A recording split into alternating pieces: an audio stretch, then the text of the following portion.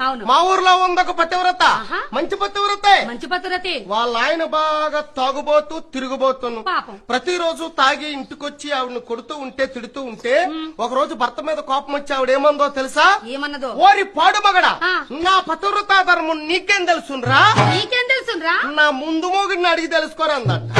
రెండో పిల్లగల అదే అదే. ఏంటమ్మా? రెండో పిల్లగల రెండో పిల్ల మరి సెకండ్ మ్యారేజ్. రాబోయ్, ఇంగ్లీష్ ఒకటి నీ ముఖానికి. ఆయన అలా వెళ్ళిపోగానే ఈవిడ ఇక్కడ మొదలెట్టిందమ్మ ఏంటమ్మా? పూజ. ఆ? పూజ ఆహా, పతివ్రత కదా, ఆ. పూజ చేసుకోవాలి మరి. పూజ చేస్తాం. ఆవిడ పూజ చేస్తుంటే దేవుళ్ళు వచ్చేస్తాను రమ్మ.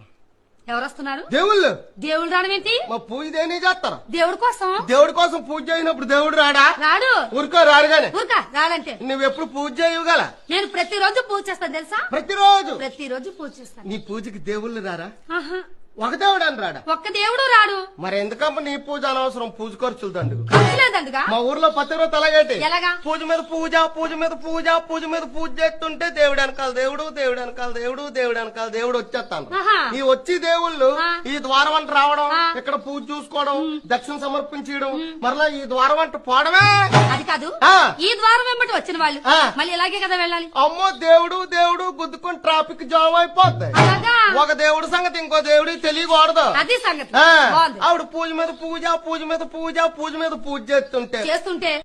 అవును. మా ఊర్లో ఉంది ఒక పతివ్రత,